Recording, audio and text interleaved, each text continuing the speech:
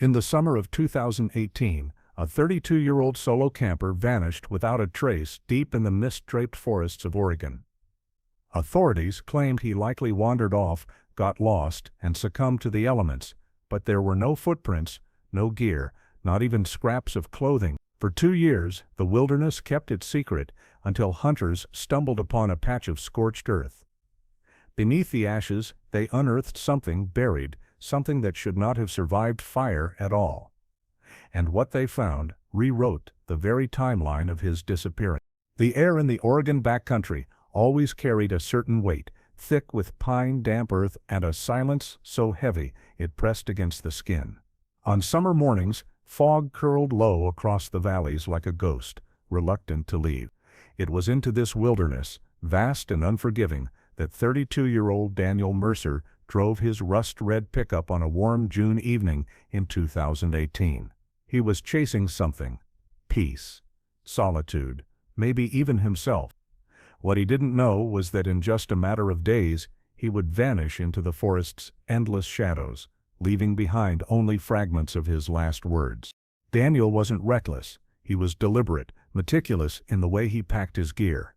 The faded green tent, the well-worn hiking boots, his father's old compass, scratched from years of use.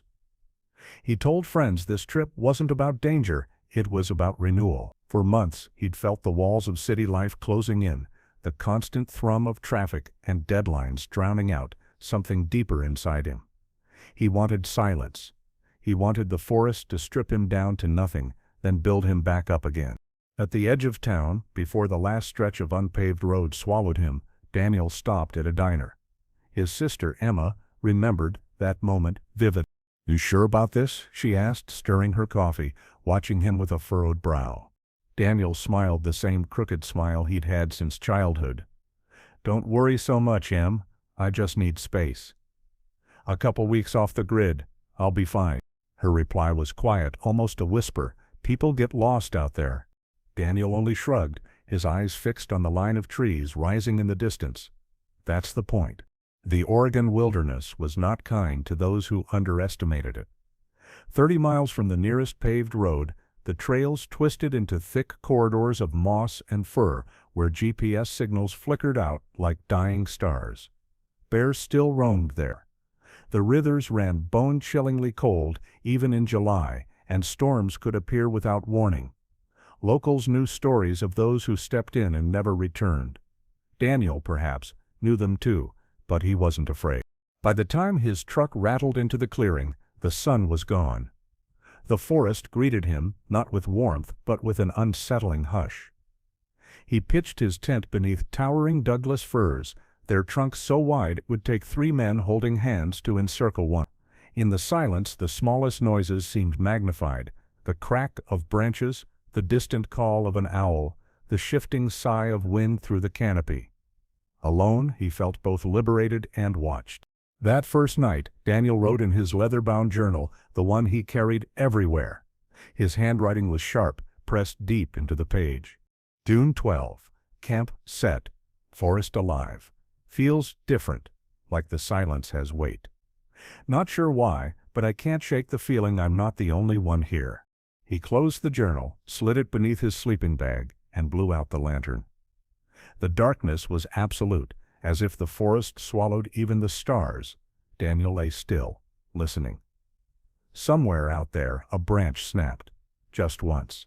Then nothing. He told himself it was the forest adjusting, settling into the night. But his hand hovered near the flashlight longer than he would admit. By morning, the clearing looked harmless again. Dew glittering on the grass, mist curling up through the trees like smoke. He brewed coffee over a crackling fire and took in the silence he had come for. Yet unease lingered at the edges of his thoughts, inked into the pages of his journal. Days later, that same journal would be found in his abandoned tent, its final entry stopped mid-sentence as though the pen had been ripped from his hand. And from that moment, Daniel Mercer was gone. The last known traces of a person are never grand, never cinematic. They arrive in fragments, half-written texts, receipts left on a counter, faces remembered only in passing. For Daniel Mercer, his final known contacts in the summer of 2018 carried the rhythm of normal life. But hidden in their ordinariness was a creeping unease, as though the forest he was heading into had already started pulling him away. On June 13th, Daniel's phone buzzed twice in quick succession while parked at a Chevron station near Oak Ridge. The first was a message to his sister, Emma. "Made it to the trailhead town. Stalking up. Don't worry. I'll check in before I go dark." The second, sent just moments later, carried a different weight. "Feels weird here. People stare. Anyway, I'll call tonight." Emma still remembers rereading that second message. "It didn't sound like him," she said later. Dan wasn't paranoid. If anything, he was too trusting for him to notice something was off. It unsettled me. The gas station attendant remembered him too. A tall man in a faded blue jacket, standing a little too long in front of the cooler before finally choosing a bottle of water and jerky. He seemed fine, the attendant recalled in a police interview. Maybe a little distracted, kept looking over his shoulder. That night, as promised, Daniel called Emma. The line crackled with static, his voice faint but steady. "Camp just outside the forest boundary," he told her. "Trucks parked safe. I'll head deeper in tomorrow." "You sound tired," she said. "Yeah, just a long drive, but it's good. Quiet. Exactly what I needed." There was a pause, then a soft laugh. "Though I swear the trees here, they feel bigger than they should be. Like they're leaning in." Emma tried to laugh with him, but the image stayed with her. Her brother alone, dwarfed by ancient firs, speaking as though the forest itself was alive. 2 days later, on June 15th, Daniel stopped for supplies at a small general store on Highway 58. The shopkeeper, a woman in her 60s, remembered him buying trail mix, matches, and a small map of the Cascades. "He asked about backcountry access," she said. "I told him most folks don't go past the old service road. Too easy to get turned around. He just smiled and said that's exactly where I want to be." By then his phone had pinged its last GPS location near that road. After that, silence. Calls from family went straight to voicemail. Messages delivered but unread. Emma would later replay their last call in her mind, straining to catch details hidden between words. Did he sound afraid? Was there something in his tone, something she missed? She remembered the moment he said, "I'll check in once I'm settled deeper in." He never did. When rangers were finally alerted days later, they began by tracing the simplest clue, his vehicle. On the third day of the search, a ranger named Cole Anderson radioed back to base. Found it. Rust-red pickup, parked neat at the trailhead. Keys gone, no sign of struggle. The truck sat there like a marker, left at the edge of two worlds, civilization behind it, wilderness swallowing everything ahead. Inside they found his backpack half-packed, a thermos still holding lukewarm coffee, and a folded map with a route circled in red ink. But there was no Daniel. The truck was untouched, waiting in silence, as though he had stepped into the trees, intending to return and simply never did. The forest gives back signs of life in whispers. Crushed grass, a bent twig, the warmth of a fire pit not yet gone cold. But when searchers pressed deeper into the Cascades, chasing the faint trail of Daniel Mercer, they found something far more unsettling, almost nothing at all. His presence had been swallowed whole, as though the wilderness itself had conspired to erase him. On the fourth day after his last contact, rangers began their sweep from the trailhead where Daniel's truck sat waiting.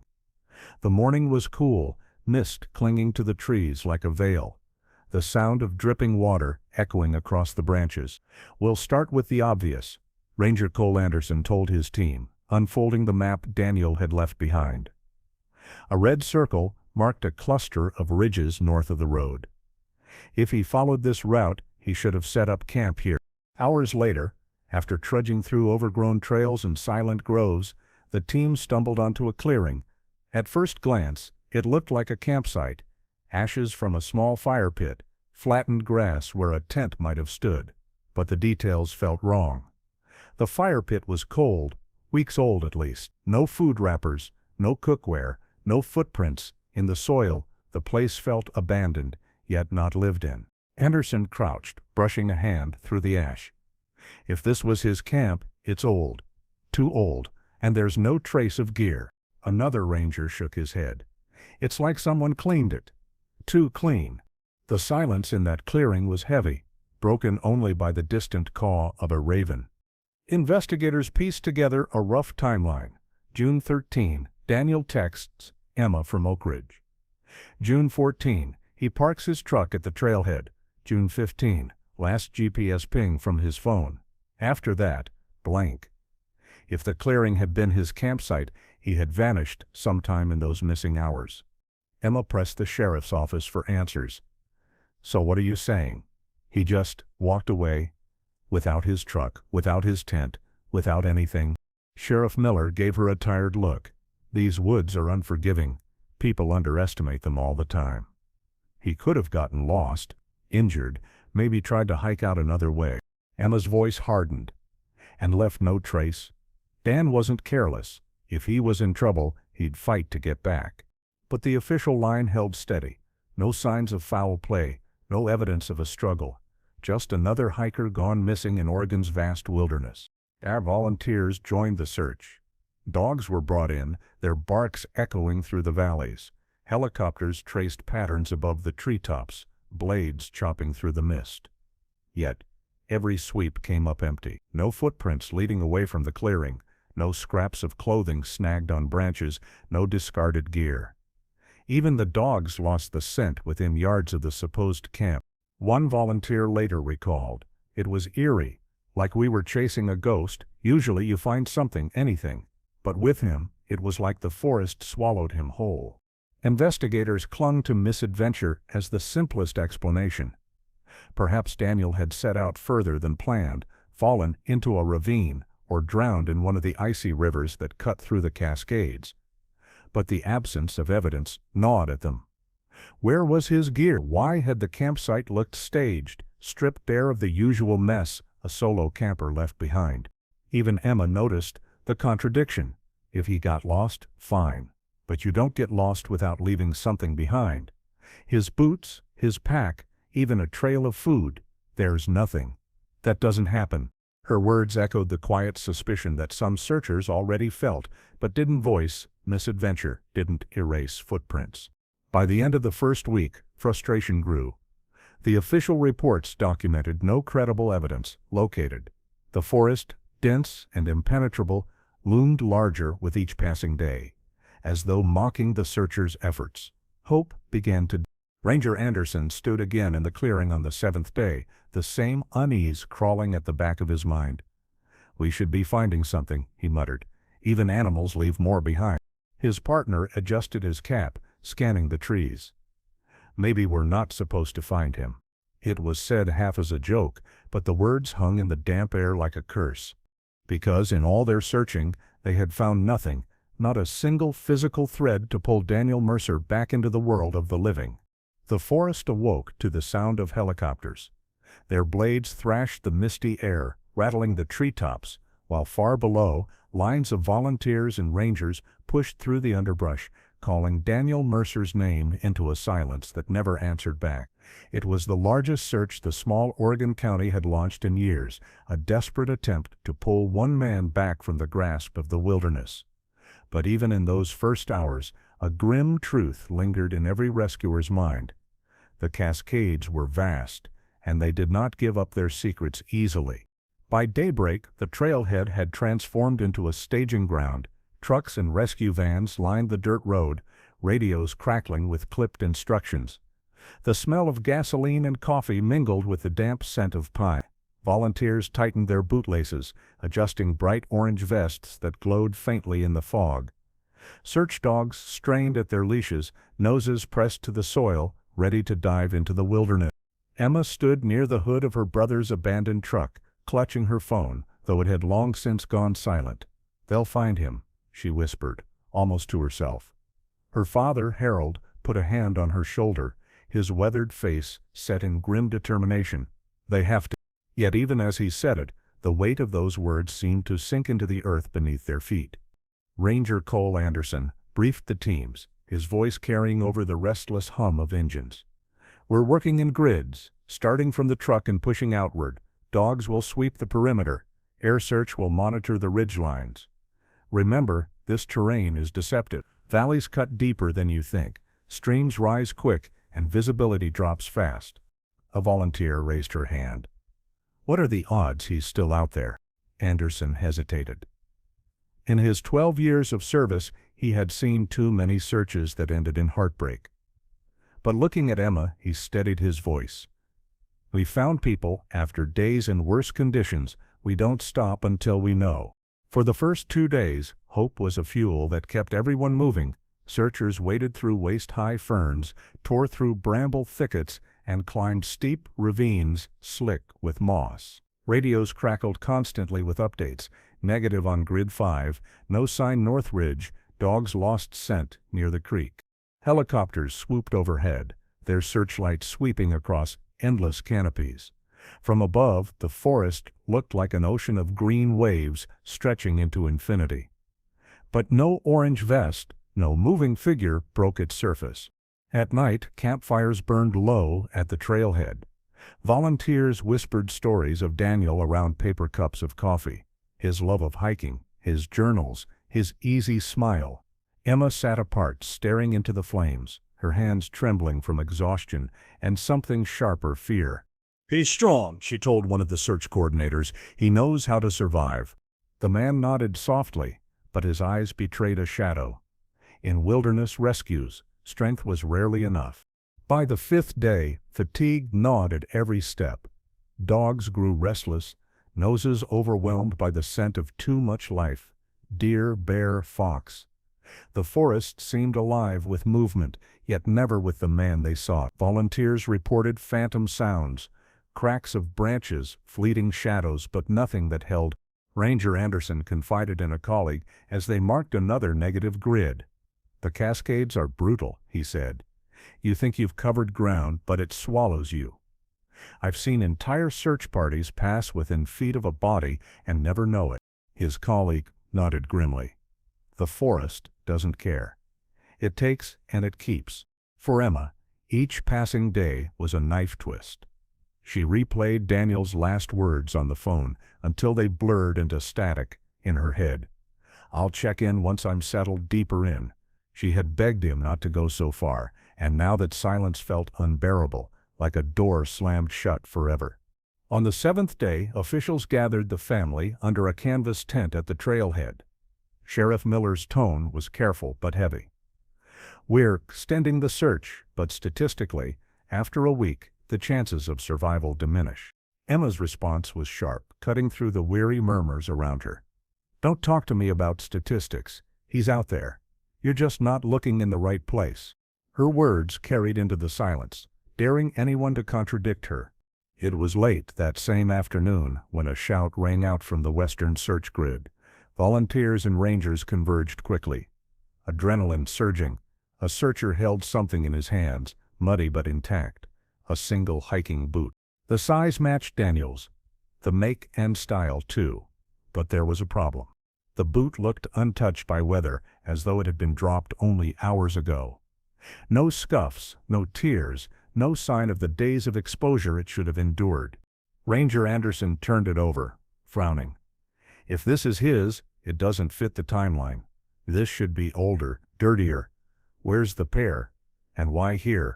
The forest around them fell into an uneasy quiet. Searchers looked into the trees, as though expecting Daniel himself or something else entirely to step forward. For the first time, the search shifted from the question of where he was to the far darker puzzle of what had actually happened to him. The forest had gone quiet again. The helicopters were gone, the search dogs sent home, and the volunteers returned to their daily lives. But for Emma Mercer, silence was the most unbearable sound of all. She could not accept the official line that her brother had simply vanished into the wilderness, reduced to another cold statistic carved into Oregon's long history of disappearances. Where law enforcement retreated, she stepped forward. Where others gave up, she refused. Weeks bled into months, but Emma's determination did not falter. Her nights were consumed by maps spread across the kitchen table, compass points marked in red ink, her brother's journal open like a guidebook to his mind. The glow of a desk lamp illuminated her pale face at 3 a.m., dark circles carved beneath her eyes. Her father tried to stop her once, Emma, you can't keep doing this. It's eating you alive. She didn't look up from the map. Her voice was low, brittle. It's already eaten him. I can't just sit here while he's out there. When she closed her eyes, she saw the boot, the single, inexplicably pristine boot the searchers had found. It haunted her more than the absence of everything else. A boot meant a path, a sign, a breadcrumb, yet no one followed it further. She returned to the trailhead again and again. The rust-red truck, long since towed away, but the memory of its lonely presence carved into the dirt lot. She would walk the same path the rangers had, calling his name, waiting for some echo to answer. One autumn morning, the forest was thick with fog, the trees dripping with rain. She stood alone at the clearing where they had claimed Daniel's camp had once been. The silence pressed down on her chest. "Where are you, Dan?" she whispered, her voice breaking. The only reply was the hollow creak of a branch swaying overhead. Frustrated with the sheriff's office, Emma scheduled another meeting with Sheriff Miller. The fluorescent lights of the station hummed overhead, harsh against the pale walls. Miller's desk was cluttered with reports, but her brother's file was buried beneath newer cases. "You stopped too soon," Emma said, slamming the file onto the desk. "You never explained the boot. You never explained the clean campsite." Miller sighed, leaning back in his chair. "We did everything we could. Sometimes, people just don't want to be found." Her eyes narrowed. "Daniel wasn't one of those people. You don't know him like I do." The silence stretched. Miller finally muttered, "Emma, you have to accept that the forest, it keeps its dead." Her reply was cold steel. "Then I'll go where you wouldn't." Emma hired a private investigator with what little money she had left. His name was Mark Jennings, a former ranger turned freelance tracker, his weathered face carrying lines carved by years of hardship. Together, they retraced every step. They studied the topography, scoured aerial imagery, and pushed deeper than the official search had ever gone. For weeks they found nothing, only endless green riverbeds swallowed by moss ridges that clawed at their boots. But Emma's resolve only hardened. One evening, as the sun bled red across the treetops, Mark paused at the edge of a ravine. The ground here was different, darkened, brittle, as if scarred by fire. He crouched low, fingers sifting through blackened soil. "Looks burned," he murmured, "but not recent." Emma knelt beside him, heart pounding. The air smelled faintly of ash, though no fire had touched this forest in years. "What does it mean?" she asked. Mark glanced at her, his expression unreadable. "It means someone burned something here, and they didn't want it found." That night, Emma couldn't sleep. She lay awake in her tent, staring at the nylon roof, her mind circling the discovery. Fire-scorched ground, hidden deep in the forest, far from any known burn zone. Her brother had vanished without a trace, but here was a trace, one that didn't fit, one that reeked of intention. The forest had been silent for so long. Now, for the first time, it whispered back. Time has a cruel way of stretching in the absence of answers. For Emma Mercer, the 2 years following her brother's disappearance were not measured in days or seasons, but in unanswered questions. The forest had closed its mouth around Daniel, and life around her moved on. Weddings were held, children were born, milestones passed quietly, while she remained anchored to a single point in June 2018. To her, the world had stopped, even as the rest of it spun mercilessly forward. At first, the town buzzed with Daniel's story. His face lingered on flyers stapled to telephone poles, his name whispered in church groups, his photo taped to the windows of gas stations along Highway. But as months passed, the edges of those posters curled, the ink bled from rain, and conversation shifted to other concerns. Only Emma carried the weight each day, replaying every detail of his last contact as though she could conjure him back by sheer force of memory. She often returned to the trailhead, even after snow layered the dirt roads in silence. Her boots crunched over frost, her breath fogging in the winter air. She'd stand at the place where his truck once sat, staring into the tree line as though the forest might suddenly relent and hand him back. "I don't hear him anymore," she admitted once to her father, her voice barely audible. "In the beginning, I could still feel him. Now it's like the woods swallowed his voice too." Her father pulled her into an embrace, his own eyes wet. "Doesn't mean he's gone, just means you're tired." But Emma knew fatigue wasn't the answer. It was the silence, the long, unbearable silence, that was slowly hollowing her out.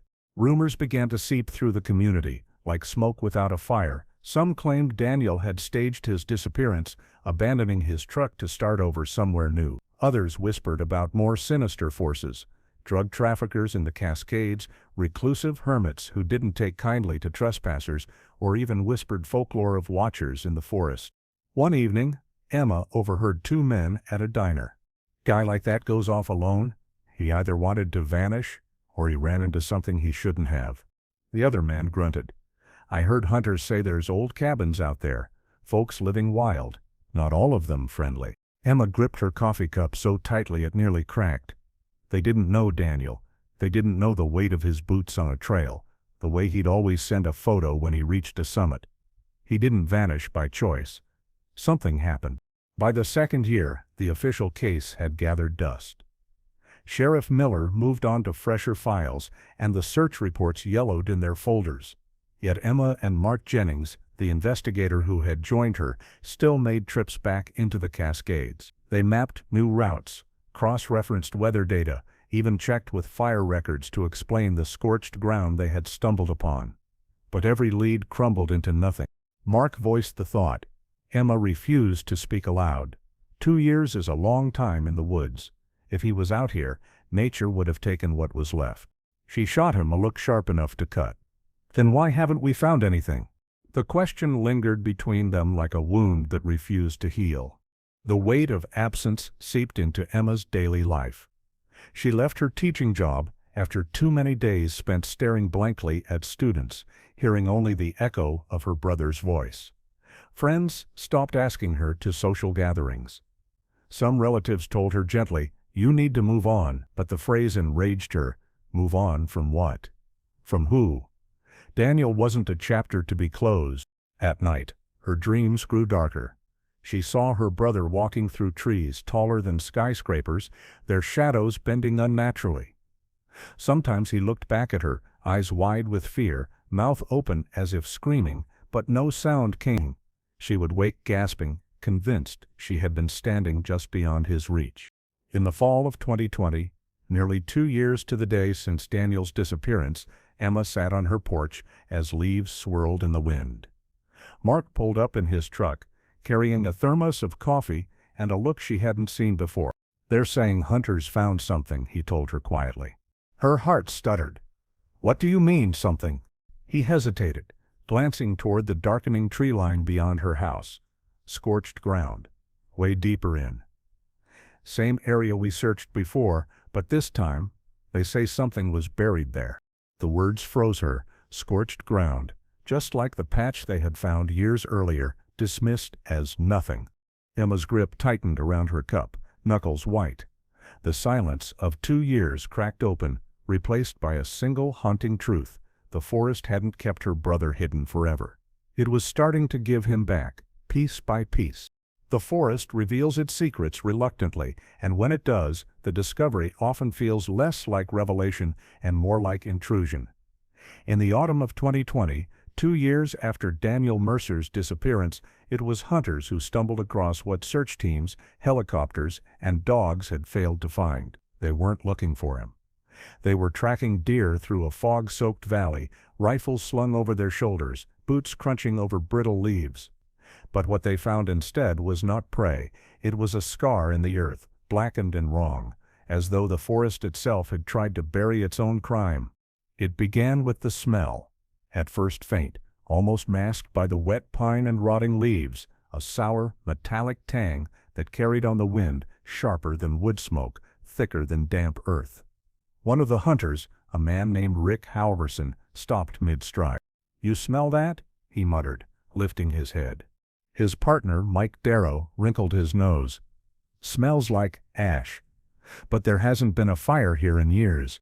They followed the scent downhill, weaving through a grove of firs until the ground opened into a clearing.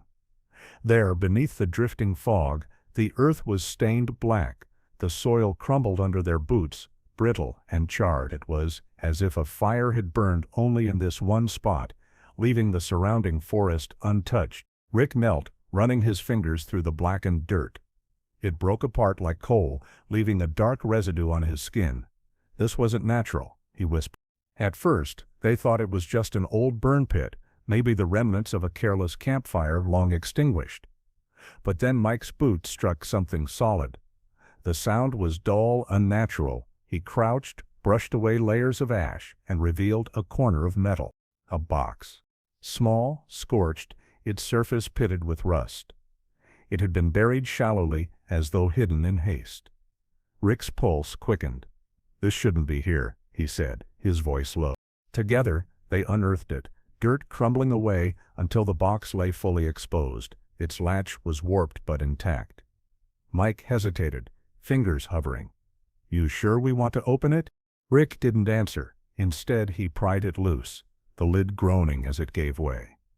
Inside lay a handful of objects, warped by heat but not destroyed, scraps of paper, half-burned fabric, and something metallic, a knife, its blade blackened, and at the very bottom, partially wrapped in melted cloth, was bone.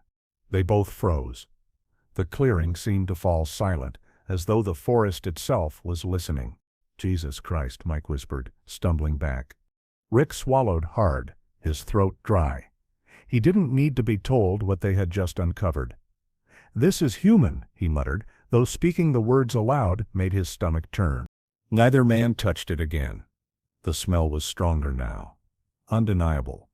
They backed away from the pit, their rifles forgotten at their sides, every instinct screaming that they had trespassed onto something meant to stay buried. By nightfall, the sheriff's department had sealed the area with tape, lanterns casting pale circles of light across the blackened ground. Deputies stood guard, their expressions uneasy, as forensic teams worked in hushed voices. Emma received the call at home. She sat rigid on the couch, phone pressed to her ear. Mark Jennings seated across from her. "They found something," the deputy told her. "Scorched, site, possible remains." Her breath caught. "Is it Daniel?" The voice on the other end hesitated. "We can't say yet, but you should come." The line went dead. Emma's hands shook as she lowered the phone. Mark leaned forward, eyes sharp. "This is it. This is what we found years ago. Only now the forest has finally given it up." Back in the clearing, investigators uncovered more. Buried deeper in the ash were fragments of fabric consistent with outdoor gear. A zipper pull, twisted but intact. Paper fused together by heat, the ink bled but still faintly legible in places. One fragment carried what looked like handwriting, jagged letters pressed deep into the page before the fire warped them.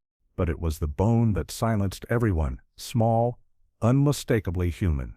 Sheriff Miller stood at the edge of the clearing, arms crossed, his expression heavy. "Get it to the lab," he ordered, though his voice lacked conviction. He had seen many searches, many discoveries, but this was different. This felt staged, deliberate. As the evidence bags filled, the forest pressed close around them. Lantern light flickered against the trees, casting shadows that shifted like watching figures. Emma arrived the following morning. The site was colder now, emptied of most of the investigation team.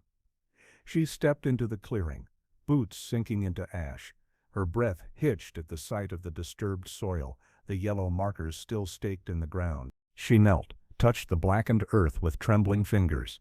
It was warm once, she thought. Something terrible had burned here. Mark crouched beside her. "This isn't just misadventure," he said softly. "Someone burned this place. Someone tried to erase him." Emma's eyes filled with tears, but behind them was fire. "Then we find out who." The wind picked up through the trees, scattering ash into the air. It drifted like snow, stinging her eyes. She rose to her feet, staring at the scorched pit where her brother's story had resurfaced. For 2 years the forest had held its silence. Now, at last, it had spoken. And the words it whispered were darker than she could have imagined. The clearing that once smelled of pine and moss now reeked of something darker: burnt soil, scorched metal, the faint acrid trace of human remains. Forensic teams moved with surgical precision. their gloved hands sifting through the ash as though peeling back layers of a secret the forest had long tried to conceal.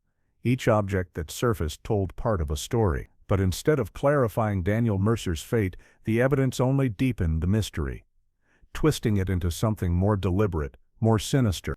The first discoveries were fragments of fabric. At a glance, they looked like charred scraps of clothing. But when pieced together, investigators realized they weren't ordinary garments. The material matched outdoor gear, synthetic fibers resistant to fire. It was Daniel's style of clothing, the kind his sister Emma had seen him wear countless times on hikes. Yet something about the burn patterns unsettled the forensic examiner. "These didn't ignite the way fabric should," she murmured to a deputy, holding the blackened strands beneath her magnifier. "They look scorched from the outside, not consumed. Almost as if someone doused them, then lit them to destroy only the surface." Nearby, another investigator brushed soil from a small zipper pull. Its teeth were fused together, but the faint outline of a brand name remained. It matched Daniel's backpack. Emma, standing behind the cordon, pressed her fists against her mouth when she saw the evidence bag. "That's his," she whispered to Mark Jennings. "I bought him that pack." Mark's expression darkened. Then someone tried to burn it. Why leave pieces behind? The most haunting discovery lay deeper still. As they cleared the charred pit, investigators uncovered more bone fragments, small, brittle, some nearly unrecognizable, but they were undeniably human. The remains were carefully collected, sealed in sterile bags, and prepared for analysis. Yet what chilled the forensic pathologist wasn't just the bones themselves, it was their condition. "These aren't burned," she said quietly to Sheriff Miller, her gloved fingers hovering over the fragments. "The fire never reached them, they were buried beneath the ashes, which means they were already here before the fire." Miller frowned. "You're saying—" She nodded grimly. "I'm saying the fire came later. Someone tried to cover the burial, not cause it." Word of the findings reached Emma that same evening. She sat in her kitchen, pale under the yellow glow of the ceiling light, her hands trembling as she held the phone. "So he was dead before the fire," she said, voice raw. The investigator on the other end hesitated. "That's what the evidence suggests. The fire was staged." Emma set the phone down slowly, as though it had burned her. Across the table, Mark leaned forward, his voice low. This wasn't misadventure. Somebody wanted him hidden. The weight of the words sank in like lead. For 2 years, she had fought against the narrative that Daniel had simply wandered off. Now the forest itself seemed to confirm her deepest fear. Someone had put him in the ground. But the contradictions didn't end there. Inside the scorched lockbox retrieved from the pit, investigators found scraps of paper fused together by heat. Hours of delicate work revealed fragments of handwriting, ink warped into jagged streaks. One partial line stood out, carved deep into the page before flames had eaten the rest. "And not alone out here." Emma stared at the fragment when they showed it to her. Her throat tightened. "That's his writing. I'd know it anywhere." The words struck her like a knife. Daniel had felt something, someone watching him, before he vanished. His final admission now survived only as a charred half-sentence. At a press conference, Sheriff Miller stood stiffly before reporters. His words were cautious, stripped of emotion. "We have recovered human remains and personal belongings at the site. Identification is pending, but we believe they may be linked to the disappearance of Daniel Mercer. At this time, we cannot speculate on cause of death." When pressed about the possibility of foul play, Miller's jaw tightened. "All possibilities remain open. But we urge the public not to draw conclusions." Behind the cameras, Emma seethed. To her, there was no question. The staged fire, the buried remains, the journal fragment, it all pointed to one truth. Someone had been there with Daniel. Someone who hadn't wanted him found. That night, Emma returned to the clearing with Mark. The official search tape still fluttered in the cold wind, lantern light long since gone. She crouched beside the blackened soil, fingertips brushing the brittle ash. "Why burn it?" she whispered. "Why not just leave him?" Mark's voice was quiet but firm. "Because fire erases. It confuses time. Scatters evidence. Whoever did this wanted to make sure no one knew when he died." Emma closed her eyes, the image of her brother's last words echoing, "Not alone out here." The forest creaked around them, the branches shifting like watchers in the dark. For the first time, Emma felt it too, that suffocating weight Daniel had tried to describe in his final entries. And as the wind carried ash through the clearing, she realized the real terror wasn't just that Daniel had died here, it was that someone else had walked away. The clearing had given up its secrets, but instead of closing the case, the discoveries only widened the abyss of uncertainty. What investigators found beneath the ashes defied the tidy explanations they had once offered. Emma Mercer that her brother Daniel had simply lost his way and succumbed to nature. Now, the evidence suggested something far more deliberate, and in the vacuum of certainty, theories began to take shape, twisting into narratives darker than anyone had first imagined. Inside the sheriff's office, the atmosphere grew tense. Files were spread across the conference table, photographs of charred soil, half-burned fabric, and bone fragments staring back at the investigators like silent accusations. "For 2 years we've been saying this was misadventure," Sheriff Miller admitted, his voice low, almost defensive. "But bones buried before a fire? That doesn't fit." Detective Ramos, younger, sharper, leaned forward. "We're looking at foul play. Someone put him in that pit. Someone tried to erase him." Another deputy shook his head. "Could be animals. Scavengers bury remains sometimes." Ramos snapped back. "Animals don't bury bones beneath ash and lockboxes. Someone buried him. Someone tried to hide the evidence." The room fell silent. For the first time, the official line of misadventure was breaking apart.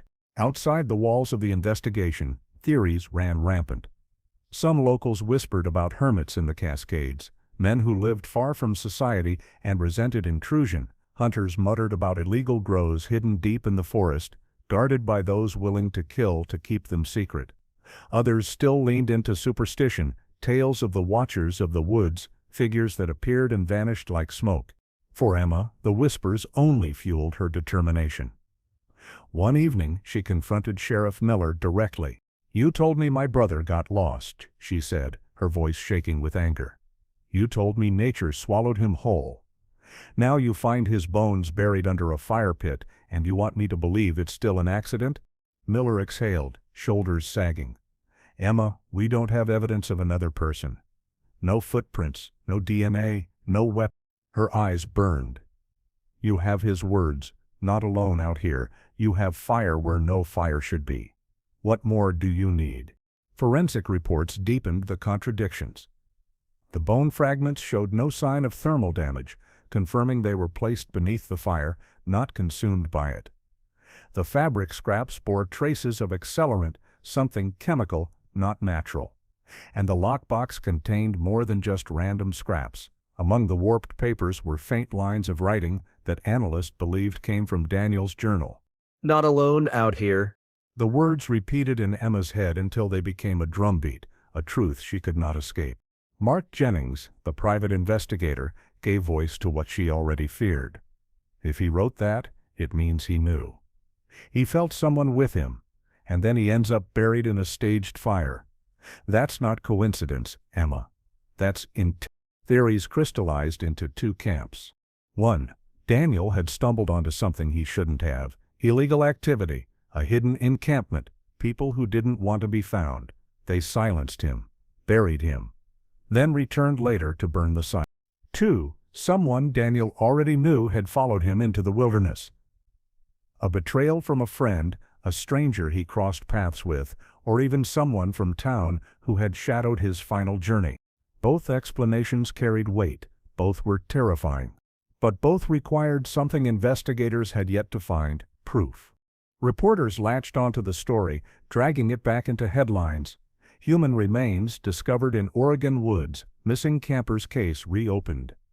The public devoured the contradictions, speculating online about cult activity, serial killers, and cover-ups. For Emma, each headline was salt in an open wound.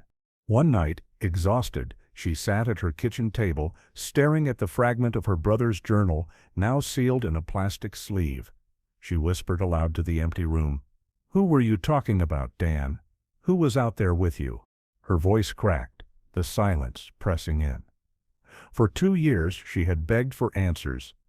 Now the answers only raised more terrifying questions. The case file grew thicker, not with resolution, but with possibilities. Deputies retraced interviews with gas station attendants, the shopkeeper who sold him trail mix, the ranger who last saw his truck. Every recollection was scrutinized, every detail revisited. Did someone follow him from Oak Ridge? Did he encounter a stranger at the trailhead? Ranger Cole Anderson, still haunted by the early search, offered his own reflection to investigators. "We didn't miss him," he said quietly. "He wasn't out there to be found, not where we were looking." His words lingered, a shadow across the room. Emma returned once more to the clearing, standing at the edge of the blackened soil where her brother had been hidden. The forest was still, branches heavy with mist. She crouched, pressing her palm against the ground, as though willing it to yield another clue. "I know you were here," she whispered, voice trembling. "I know someone was with you." Behind her, Mark scanned the tree line. "If someone did this," he said, "they could still be out here, watching, making sure no one digs too deep." Emma's heart pounded, the words chilling her more than the cold air, because for the first time she realized the truth wasn't just about what had happened to Daniel. It was about who, or what, was still hiding in the forest. The discovery of Daniel Mercer's remains had ignited more than an investigation. It had awakened the forest's folklore, a flood of half-remembered stories whispered in diners, hunting lodges, and small-town bars. What had once been dismissed as superstition now bled into the case, clouding truth with rumor. Everyone seemed to have seen something, heard something, or known someone who had vanished in those same woods. But as each story surfaced, it became impossible to tell which were clues and which were red herrings born from fear. In Oak Ridge, a logger nursed a beer at the counter of a roadside tavern, swearing he had once seen a man in the woods with long tangled hair and eyes that didn't look right. He claimed the figure followed him for miles, then disappeared when he turned back. "They live out there," he told anyone who would listen. "Cabins, camps, little kingdoms in the trees. You wander into the wrong patch, you don't walk out." His words reached Emma like poison. She pressed Mark for answers. Could Dan have crossed paths with one of them? Mark shrugged, though unease flickered in his expression.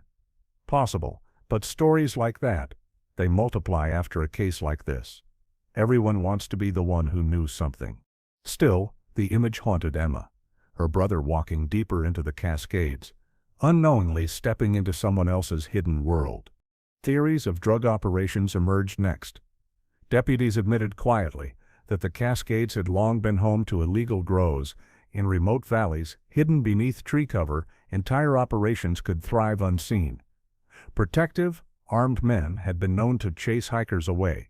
Detective Ramos put it bluntly. If Mercer stumbled into one of those, they wouldn't have let him walk out. But Sheriff Miller dismissed the idea publicly. "We have no evidence of cartel activity in this area," he said at a press briefing, though his tone wavered. Behind closed doors, deputies knew better. Evidence wasn't always left behind. Sometimes it was erased as thoroughly as a staged fire. Then came the story of symbols. A pair of hikers reported finding strange carvings on trees not far from the scorched site, crude shapes resembling spirals cut deep into the bark. When shown sketches, Emma's stomach turned. "Dan used to doodle spirals in his journals," she whispered. Mark frowned. "Coincidence. People carve all sorts of things into trees. Don't start seeing him everywhere." But coincidence felt hollow. The hikers swore the carvings looked fresh, the bark still raw. Had someone marked the territory? Or was it simply another phantom clue? A forest trick that led nowhere. Emma's obsession deepened. She collected every rumor like a thread, pinning them to the maps spread across her dining table. Locals spoke of lights flickering between trees at night, sounds of laughter echoing where no camps existed, hunters who stumbled onto makeshift altars of bones and stone. Each story contradicted the last. Each left her with more questions. One night, exhausted, she argued with Mark. "You don't understand," she snapped, slamming her hand onto the map. "Every story could be a piece of this. They can't all be coincidence." Mark's reply was sharp. Or none of them are. Rumors drown truth. Emma, the more you chase them, the further you get from what really happened. Her eyes burned with unshed tears. What if the truth is in the rumors? What if Dan's story got tangled with theirs? The silence between them was heavy, their partnership straining under the weight of too many shadows. Yet even investigators weren't immune to the forest tricks. One deputy, sent to re-examine the scorched site, reported hearing faint music drifting through the trees at dusk. He described it as tinny, like an old radio playing far away, but when he followed the sound, it vanished. His report was quietly filed, then ignored. Still, whispers grew. Each tale painted the Cascades not just as a wilderness, but as something alive, bending perception, swallowing reality. For Emma, the final straw came when a local hunter arrived at her door one rainy evening. His jacket was soaked, his hands trembling.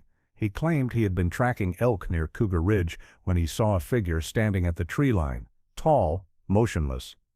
Watching him, it wasn't an animal, he insisted. And it wasn't just some camper. Whoever it was, they didn't move, didn't flinch, just stared. I felt it in my bones. Emma's pulse raced. Where? She demanded. But his directions were vague, swallowed by miles of identical forest. Another story, another thread, leading nowhere. That night, Emma sat awake, staring at the journal fragment that bore her brother's final words, "Not alone, out here." She realized with a chill that the phrase had become prophecy. The more she dug, the more she felt it too. That suffocating presence, as though the forest still held its secret close, mocking her attempts to unravel it. And as rumors spiraled into myth, one truth settled over her like a weight.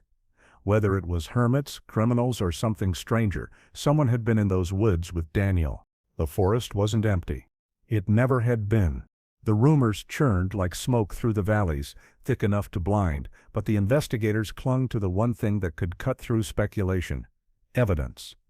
If the forest was a labyrinth of shadows, then forensics was the thread that might lead them out, and slowly, almost cruelly, fragments of truth began to surface. Tiny pieces that revealed Daniel Mercer's story not as a myth, but as a crime. At the state crime lab, soil scraped from beneath the scorched site told a story of its own.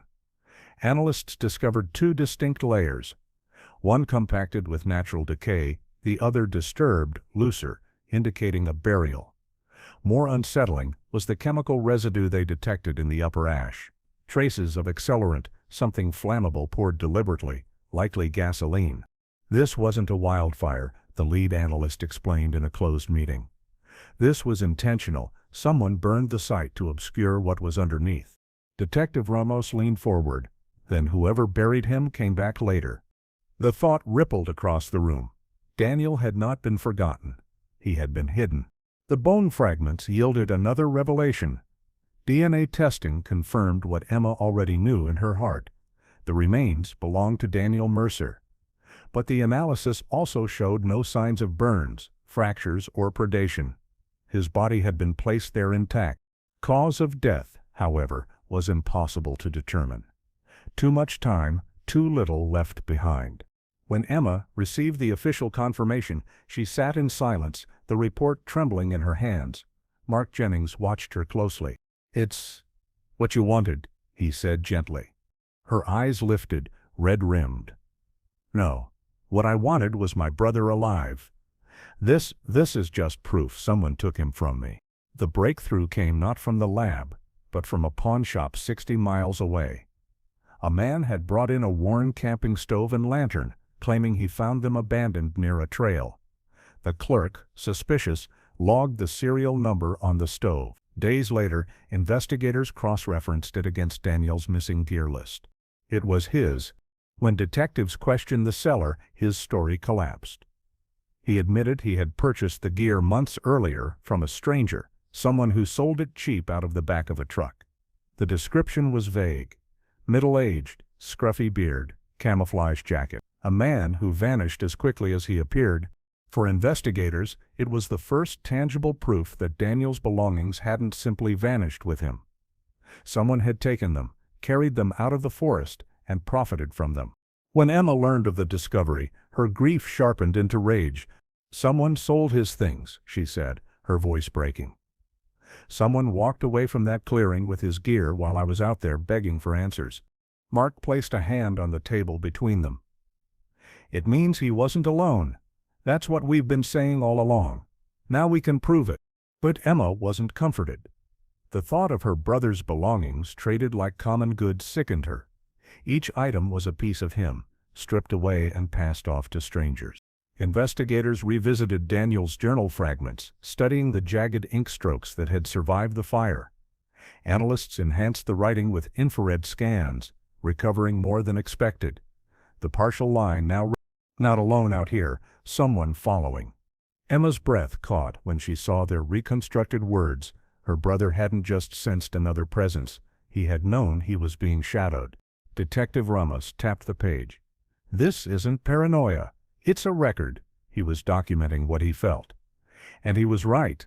Sheriff Miller shifted uneasily. For 2 years, he had insisted Daniel had wandered off, another casualty of the unforgiving wilderness. Now, staring at the burned handwriting, he finally admitted what Emma had always known. "This was no accident," he said quietly.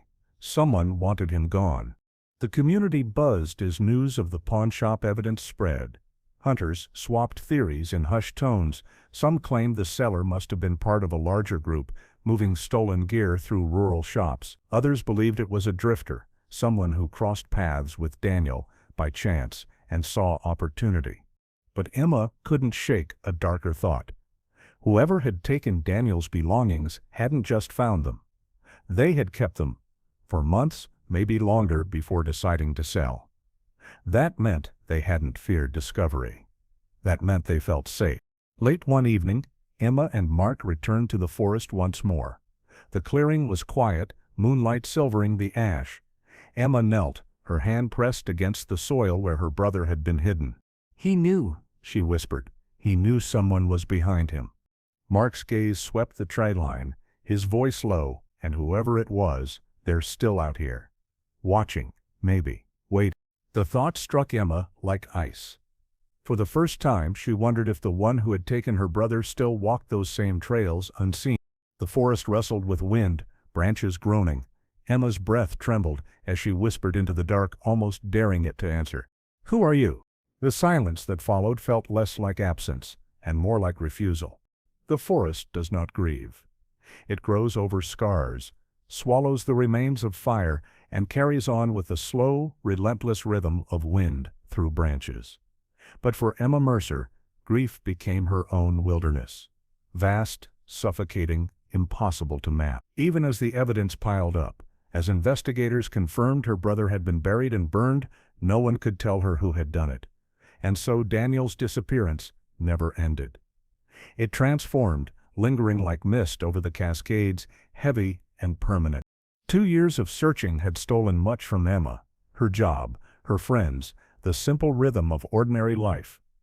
In its place, she carried fragments, his boot, his journal's scorched line, the zipper pull from his backpack. They were not proof of life, not even proof of death. They were proof of erasure, pieces left behind by someone who had tried to ensure nothing remained at all. On quiet nights, Emma sat on her porch, journal fragment in her lap, whispering the words under her breath. "Not alone out here. Someone following." She spoke them like prayer, like confession, like accusation. Her father sometimes joined her, silent, eyes fixed on the tree line. He never asked what haunted her, because he knew the same absence haunted him too. The town, too, had been changed. Where once Daniel's disappearance was just another hiker lost to the vastness, it had grown into a myth, a warning stitched into local lore. Newcomers were told not to stray from marked trails. Hunters claimed they still saw odd fires glowing deep in the timberline, or shadows where none should be. Some swore Daniel's case proved the old rumors true, that something or someone lived in the Cascades keeping watch over its territory. Sheriff Miller, warned by years of skepticism, refused to endorse such stories. Yet in private, even he admitted the evidence didn't add up. "We found his bones," he said quietly in one interview, "but we never found the hands that put him there." Emma carried her fight further. She petitioned state authorities, begged for a renewed investigation, demanded resources the county couldn't provide. She haunted the sheriff's office, her presence a reminder that the case was far from closed. Detective Ramos, one of the few who seemed to share her urgency, confided in her one evening. "Sometimes," he said, "justice isn't about finding the person, it's about refusing to let the story be forgotten. Whoever did this wanted him gone. Hidden. By remembering, by telling it, you take that power back." Emma looked at him with hollow eyes. But remembering doesn't bring him home. The forest remained her pilgrimage. She returned to the clearing season after season, watching how nature tried to reclaim it.